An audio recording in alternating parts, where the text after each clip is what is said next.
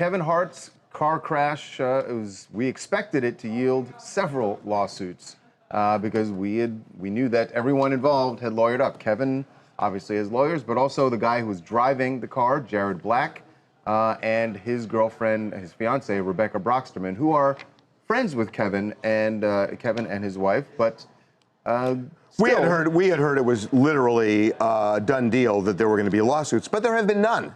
And there may not be any because we are told that Kevin is not inclined to sue him. Now, remember, the CHP came out and they said that Jared caused the crash because he was driving recklessly. They said squarely the fault lies with Jared. So Kevin could sue Jared for all the medical bills because remember, I'm assuming that Jared has some sort of insurance, so Kevin could collect against Jared's insurance if he was driving the car.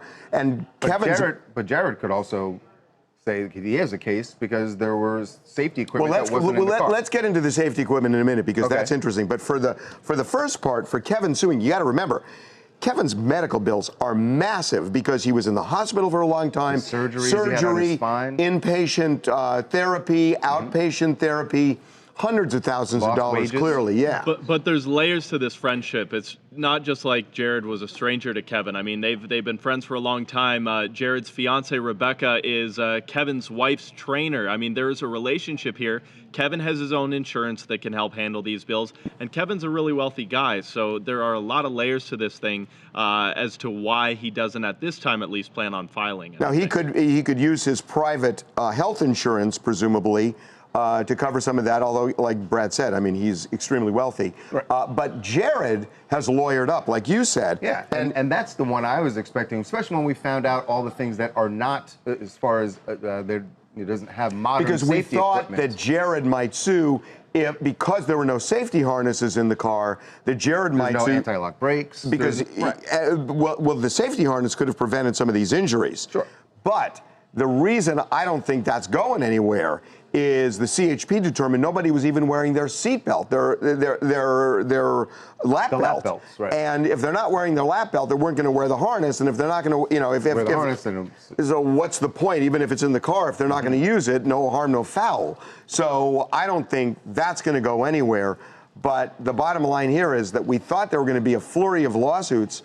I don't think there may be none. This is also assuming that Jared and Rebecca's insurance takes care of their expenses. Well, Rebecca wasn't hurt that badly. Rebecca amazingly was not hurt that badly. But Jared, I don't know what Jared's going to do because honestly, he had a lot of the same injuries that Kevin did. But the accident was his fault. Right. So he can't sue Kevin just because Kevin owns the car. If he was driving the car recklessly, which is what the CHP says, he's got no claim against Kevin. Right. So he's going to have to lick his own wounds in that respect, and Kevin doesn't seem inclined to sue Jared. And also, I would imagine that Kevin would be inclined to help his friend if he needed it. Hi, my name's Katie Myers.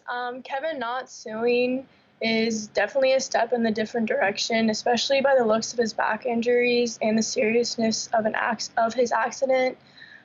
He has a huge audience and many people to live for, and it would be a huge tragedy if he didn't walk away from something like this.